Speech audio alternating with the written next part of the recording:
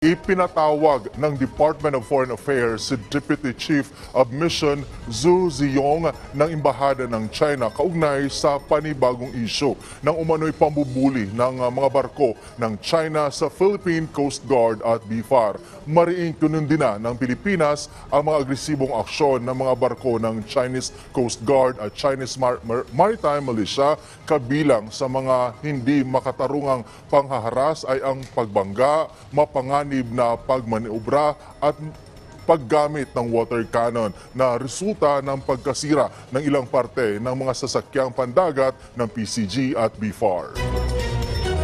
Enzo Recto, kalaban ang katiwalian at kasinungalingan, kakampi sa katotohanan at kabutihan.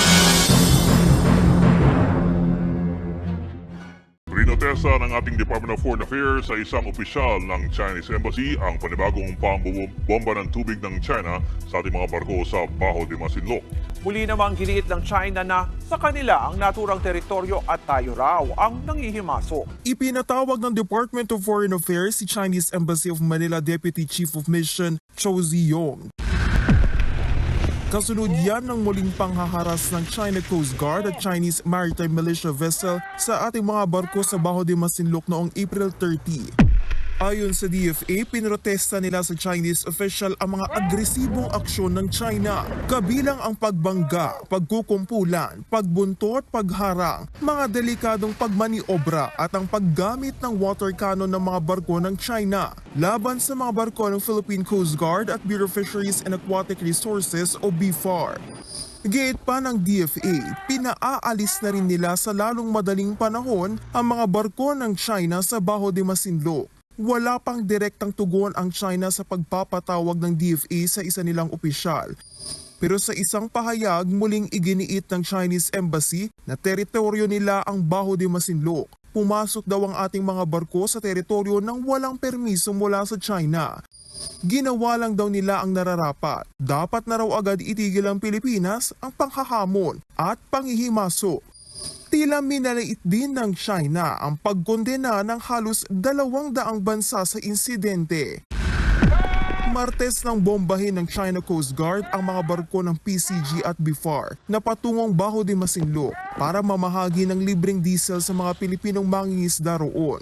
Sa lakas ng water cannon, nasira ang ilan sa ating mga barko, binuntutan at may pagkakataon pang nambangga ang barko ng China. Para sa maritime expert na si Dr. Chester Cablaza ng International Development and Security Cooperation, tama lang ang pagpapatawag ng DFA sa Chinese official. Bahagi lang daw ito ng diplomasya, pero mukhang hindi pa rin daw dito matatapos ang tensyon sa agawan ng teritoryo.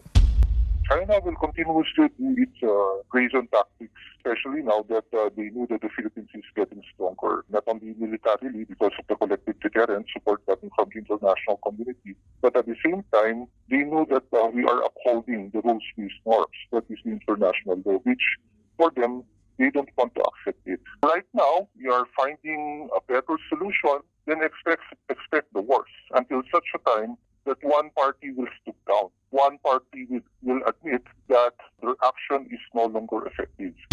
Para naman kay Senator Coco Pimentel, kailangan na rin talagang magkaroon ng water cannon ng ating mga barko para makaganti naman anya tayo sa mga lumalabag sa ating soberanya sa ating exclusive economic zone. Bagamat hindi direktang sinagot kung paano o saan kukuha ng pondo para rito, sinabi ni Pimentel na dapat standard equipment na ito sa mga Coast Guard vessel. Lalo ngayong may ilang barko na rin ng China ang naispatan sa ibang bahagi ng ating karagatan. Kabilang ang Chinese research vessel na Shenkuo na namataan malapit sa Catanduanes. Nakitang nagbababa ito ng hindi pa matukoy na equipment. Ayon sa Philippine Navy, posibleng nagsagawa raw ng marine research ang Chinese ship. Sa ngayon, nakalabas na raw ito sa ating exclusive economic zone. Iba pa yan sa 3 Chinese research vessel na namataan sa Ayungin Shoal. Ayon sa Armed Forces of the Philippines, nasa may Pag-asa Island pa rin ang mga ito kahapon. Ipinatawag ngayon ng Department of Foreign Affairs ang Deputy Chief of Mission ng Chinese Embassy sa Manila na si Xiao Shiyong matapos ang panibagong bullying ng Chinese Coast Guard at Chinese Maritime Militia sa 2 barko ng Pilipinas sa may Baho de Masinloc na nangyari noong April 30. Base sa pahayag na inilabas ng DFA, Sinabi nito na muling ipinurotesta ng Pilipinas ang ginawang harassment ng Chinese Coast Guard at Chinese Maritime Militia kung saan pinagtulungan ng mga ito na bombahin ng water cannon ang mga barko ng Philippine Coast Guard at BIFAR na nagsasagawa ng resupply mission.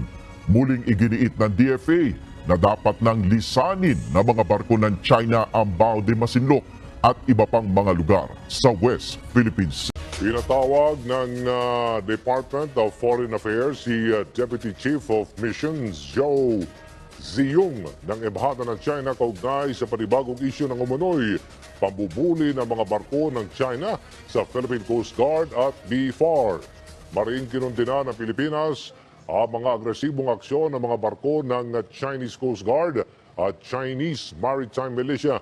Kabilang sa mga hindi makatarungang panghaharas ay ang pagbabangga, mapanganib na mga maniobra at paggamit ng water cannon na nagresulta ng pagkasira ng ilang parte ng mga sasakyan pandagat ng Coast Guard ng Pilipinas at ng BFAR. Mariing hiningi ng Pilipinas sa China na agad nang lisanin ng Bao de Masinloc o Panatag Shoal, pati ang mga lugar na malapit dito. Pinarating yan ng Department of Foreign Affairs nang ipatawag ang Deputy Chief of Mission ng Chinese Embassy sa Manila na si Zhou Ziyong. Sa isang pahayag, sinabi ng DFA na ipinrotesta nito ang mga agresibong aksyon ng China Coast Guard at Chinese militia o Chinese Maritime Militia vessels noong isang araw habang papunta ng Panatag Shoal ang mga barko ng Pilipinas. Ipinarating ng DFA na dahil sa panghaharas, pagbangga at paggamit ng water cannon sa mga barko ng Philippine Coast Guard at Bureau of Fisheries and Aquatic Resources. Nagtamo ng sira ang mga ito. Mula nang maupo sa pwesto si Pangulong Bongbong Marcos, umabot na sa 153 ang inihaing diplomatic protest ng Pilipinas laban sa China. Bunyog, bunyog, halikan na kasama ka. Bunyog, kapag buklod ay may pag-asa. Luzon, Visayas, Mindanao, isa ang pananaw. Sa bagong Pilipinas ang bunyog isisigaw.